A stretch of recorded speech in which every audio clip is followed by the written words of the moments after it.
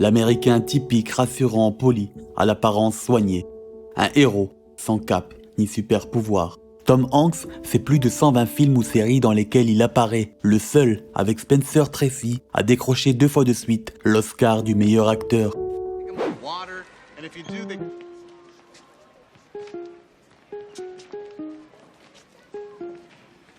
C'est avec ces quelques notes de piano que je découvrais Tom Hanks. À côté de Robert Loggia, dans le film Big, il interprète Josh Baskin, un adolescent de 13 ans qui, à la suite d'un souhait, se réveille en un homme de 30 ans. Je suis heureux de pouvoir vous narrer le parcours d'un génie insatisfait. Nous sommes le 9 juillet 1956 à Concord en Californie. Amos Mayford Hanks et Janet Marilyn Frage s'apprêtent à accueillir leur bébé, Thomas Jeffrey Hanks, celui que le showbiz appellera Tom. Tom Hanks n'a que 5 ans quand ses parents divorcent. C'est un enfant plutôt sage, même introverti. Il connaît une enfance assez instable puisqu'il change 5 fois d'école et déménage pas moins de 10 fois. Son père, chef cuisinier itinérant, change souvent de femme. Ainsi, la famille se décompose et se recompose très souvent, ce qui n'est pas du tout facile à vivre. À l'école, le jeune garçon très réservé se réfugie dans ses disciplines de prédilection, le sport et le théâtre. Cela l'aide à vaincre sa timidité. Ses professeurs remarquent rapidement en lui un don pour la comédie et l'encouragent vivement à suivre cette voie. Le théâtre est un véritable échappatoire lui permettant de s'extérioriser, et c'est principalement pour cette raison qu'il s'inscrit à des cours d'art dramatique. Plus tard, alors qu'il est assis sur un banc de l'université de Sacramento, il fait la rencontre d'un homme qui va bouleverser littéralement le cours de sa vie, lui donnant ainsi l'opportunité de réaliser son rêve et de vivre de sa passion. D'autant plus qu'à ce moment-là, Tom Hanks est un peu comme qui dirait en galère. Il enchaîne les petits boulots pour payer les factures. Bagagiste d'hôtel, vendeur de pop-corn, Père Noël dans un centre commercial, bref, tout est bon pour récolter un peu d'argent. L'homme qu'il rencontre s'appelle Vincent Dowling, il est metteur en scène. Celui-ci lui propose de rejoindre la troupe du Great Lakes Shakespeare Festival de Cleveland.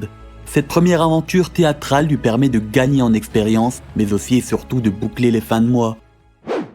Au début des années 80, il décroche un rôle dans la sitcom Bosom Buddies. Cela va lui permettre de sortir de l'anonymat. Il fait ensuite une apparition dans la série Happy Days et rencontre sur le tournage Ron Howard. Pour ceux qui ne le connaissent pas, Ron est le réalisateur de plein de films à succès comme Un homme d'exception avec Russell Crowe, Willow et Rush, pour ne citer que cela. Le courant passe très bien entre les deux gars. Ron n'est à ce moment-là qu'un réalisateur débutant et n'a pas encore rencontré le triomphe.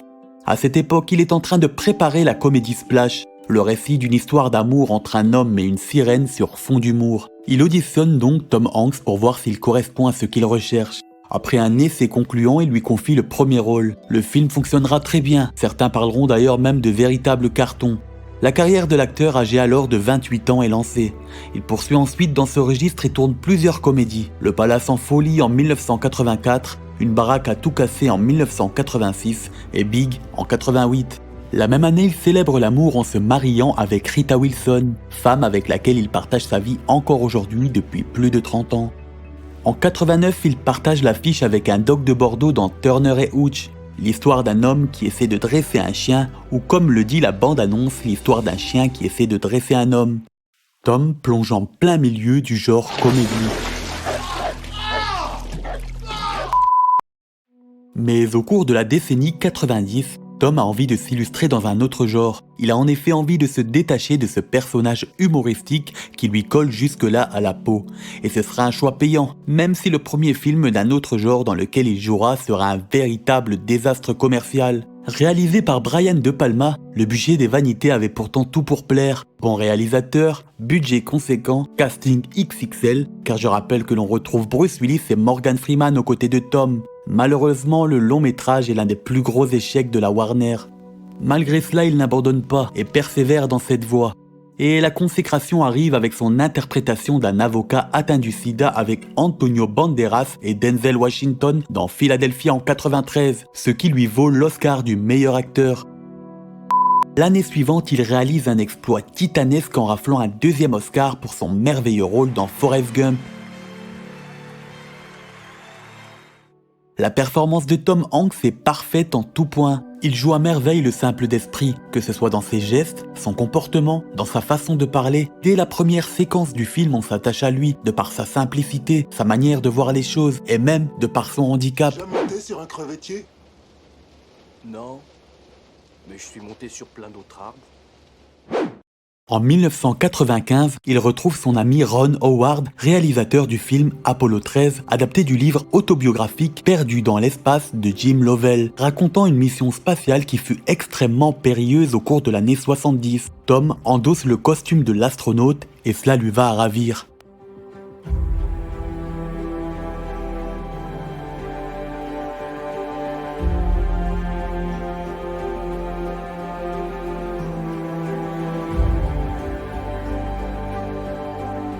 Le rôle avait été initialement proposé à Travolta, mais il refusa. Un autre rôle fut également proposé à Brad Pitt qui préféra rejoindre le tournage de Seven de David Fincher. Apollo 13 est une réussite. Il sera d'ailleurs à sa sortie le plus gros succès de Ron Howard, rapportant plus de 355 millions de dollars de recettes à travers le monde. Un score ensuite dépassé avec le Grinch et Da Vinci Code. En France, le film plaît plutôt bien et fait un bel exploit, avec plus de 2 millions d'entrées. À l'époque, ce n'est pas exagéré de dire qu'Hollywood tout entier n'a Dieu que pour Tom, à tel point que la fameuse phrase « Houston, nous avons un problème » sera même élue une des plus grandes répliques de l'histoire du cinéma. Son nom sera même donné à un astéroïde en 96. En 1998, il retrouve la pétillante Meg Ryan 5 ans après Nuit Blanche à Seattle. Il renoue par la même occasion avec le genre comédie dans « Vous avez un message » de Nora Ephron. Je dois avouer ne l'avoir découvert que récemment, et n'étant pas un fan inconditionnel de romance, quoique, je dois dire que j'ai passé un bon moment. Il dégage une atmosphère chaleureuse d'un New York des années fin 90. Une comédie romantique de l'ère internet qui se voulait résolument moderne. De plus, le duo fonctionne parfaitement. Il existe entre les deux acteurs une alchimie et une complicité qui font merveille à l'écran, et c'est plaisant à voir.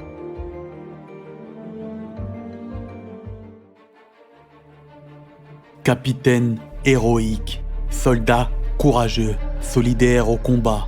C'est par ces quelques mots que l'on pourrait décrire John Miller, interprété par Tom Hanks dans Il faut sauver le soldat Ryan. Véritable bijou du cinéma, ce film a su retranscrire la guerre comme aucun autre avant lui. La reconstitution très fidèle du débarquement de Normandie est l'un des points les plus importants de ce spectacle époustouflant qui dure plus de 2h40. Caméra portée à l'épaule, dans un style presque documentaire, Steven Spielberg met en scène les batailles d'une façon inédite. La caméra suit un Tom Hanks rattrapé par la folie des horreurs de la guerre. Une fois le débarquement terminé, une mission est alors attribuée, sauver le soldat Ryan et le ramener au bercail. Le peloton avance dans les campagnes ravagées par la bataille de France. Chaque cadrage est unique en son genre.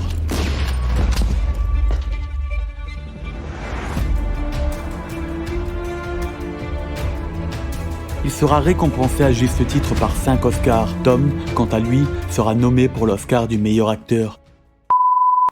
Un an plus tard, alors qu'on pourrait s'attendre à un énième film sur l'univers carcéral, la ligne verte se distingue largement des autres. L'histoire de John Caffey, un colosse accusé de meurtre, et qui pourtant, dès les premières impressions, laisse présager qu'il est innocent, mené par un scénario extrêmement fin où tous les protagonistes ont leur importance.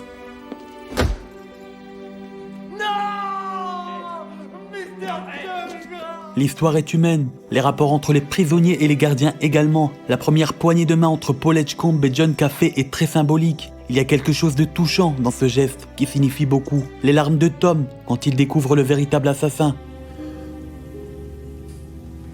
Je suis fatigué, patron. Année 2000, nouveau millénaire, nouvelle époque. Alors que tout le monde craint le bug, Tom est là, déterminé. Le futur est devant lui. Alors que l'on pourrait croire que notre ami a fait son temps, à l'image de dizaines d'autres célébrités qui ont brillé dans les années 80 et 90, et pour qui hélas, les années 2000 ont marqué la fin de leur carrière, lui à l'inverse, pète le feu. Seul au monde en est un parfait exemple. Le comédien retrouve Robert Zemeckis qu'il connaît bien, puisqu'il l'avait dirigé dans Forrest Gump. Une question se pose, qui d'autre que Tom Hanks aurait pu porter ce long métrage devenu légendaire? Le comédien s'investit, comme s'il avait une mission à accomplir. Le tournage s'est déroulé en 2 temps. Dans un premier temps, Il n'a pas eu grand chose à faire car il devait justement éviter de faire de l'exercice et manger en conséquence pour garder son poids. La production a commencé par mettre en boîte une partie du film dans laquelle il n'a pas encore trop maigri. Dans un second temps, le tournage a cessé pendant une année complète. Durant ces 12 mois d'attente, il a dû suivre un régime super strict. En gros, fini les frites entre 2 scènes que l'acteur raffole. On assiste à une véritable métamorphose physique. Tom Hanks a perdu plus de 20 kilos et s'est laissé pousser les cheveux ainsi que la barbe afin d'avoir le look du mec paumé sur une île. A noter qu'il avait déjà dû perdre une quinzaine de kilos quelques années auparavant dans Philadelphia. Finalement, son sacrifice en valait vraiment le coup, car à l'écran, seul sur cette plage ou presque, tout est plus que crédible grâce à son implication, même son amitié avec Wilson. Tout fonctionne, car cela est merveilleusement bien joué. Il décrochera un Golden Globe plus que mérité pour cette interprétation. Wilson! Wilson! En 2002, dans Arrête-moi si tu peux, Tom joue au chat et à la souris avec un certain Leonardo DiCaprio. Le film, tiré d'une histoire vraie, raconte la vie de Frank Abagnale, un jeune escroc qui a su se faire passer pour un pilote de ligne à l'âge de 16 ans, entre autres. Tom Hanks retrouve encore Steven Spielberg. Il collaborera sur bien d'autres projets avec lui, comme Le Terminal en 2004, Dans le pont des espions en 2015 et Pentagon Papers en 2017. Mais revenons en 2004. Dans le Pôle Express, un conte de Noël qui est le premier film d'animation à être tourné intégralement en motion capture, et alors que tous les acteurs de son rang ne veulent pas entendre parler de cela, Tom Hanks, lui, décide de tenter l'aventure.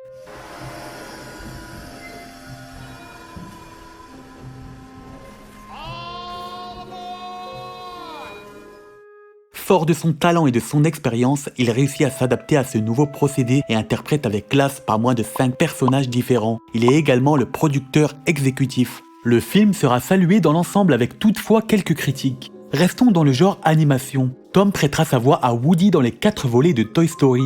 Il est également la voix de son propre personnage en 2007 dans Les Simpsons le film. En 2020, c'est une première pour lui. Dans un genre western, il incarne Jefferson Kyle Kidd, un vétéran de 3 guerres qui traverse le pays de ville en ville en qualité de rapporteur public. Au Texas, il croise le chemin de Johanna, une jeune enfant capturée 6 ans plus tôt par la tribu des Kiowa et élevée comme l'une des leurs. Rescapée et renvoyée contre son gré chez sa tante et son oncle par les autorités. Johanna est hostile à ce monde qu'elle va devoir rejoindre et ne connaît pas. Kidd accepte de la ramener à ce domicile auquel la loi l'a assigné. Alors certes, la mission est loin d'être un chef-d'œuvre, mais cela fait quand même plaisir de retrouver un western américain qui ne se complaît pas dans une surenchère d'hémoglobine. En gros, vous l'aurez compris, ça ne tire pas de partout et pour n'importe quoi. Tom Hanks incarne parfaitement son rôle d'ancien capitaine après la guerre de sécession dans une Amérique fracturée et en reconstruction. Le réalisateur n'est autre que Paul Greengrass et marque leur seconde collaboration après un tout bon Capitaine Phillips en 2013. La même année, il renoue avec ses origines en obtenant le passeport et devient officiellement un citoyen grec. Devenu une mode dans le milieu, des années plus tôt, c'est Robert De Niro qui obtenait la nationalité italienne. En 2021, Tom Hanks s'illustre dans Finch, un genre science-fiction qui raconte l'histoire d'un homme qui vit seul avec un chien suite à un cataclysme terrestre ayant éradiqué la quasi-totalité de la vie sur Terre. Doué technologiquement, il va construire un robot humanoïde qui va se comporter tel un humain au point de faire preuve de bons sentiments. Tu peux parler? Dis-moi quelque chose qui te concerne. Robot doit protéger chien. Un an plus tard, il est Geppetto dans Pinocchio de Robert Zemeckis. Selon moi, cette version est moins bonne que la version de Guillermo del Toro. Mais on peut retenir sa fidélité au conte original et retranscrit bien l'ambiance de cette histoire. Les tournages ont eu lieu en Angleterre et en Italie pour le décor, c'est plutôt appréciable. 2022, Tom se rebelle. L'acteur habitué au rôle de héros au grand cœur annonce aux journalistes présents dans les coulisses des Golden Globes qu'il va enfin incarner un vilain. Il déclare en effet ne plus vouloir être catalogué comme le gentil d'Hollywood et le fait savoir dans le biopic d'Elvis Presley en incarnant le colonel Tom Parker. En réalité, il y a au moins un autre film dans lequel Tom Hanks n'a pas joué un gentil. C'était dans The Circle sorti en 2017 avec Emma Watson. Le pire voisin au monde. C'est l'histoire d'un homme grincheux, parfois colérique, qui cache tout au fond de lui un grand désespoir, une peine profonde, au point de vouloir en finir. Puis vient la nostalgie des jours heureux. Une poignée de voisins envahissants mais attachants vont révéler une humanité qui ne demandait qu'à être réveillée. Un drame émouvant, parfois maladroit, sur les rapports humains, simple et vrai. La solidarité qui rappelle que la vie reprend toujours le dessus, finalement. En voyant la bande-annonce, rien ne laisse présager à autre chose qu'une comédie. Et pourtant, au final, on pleure plus qu'on rit.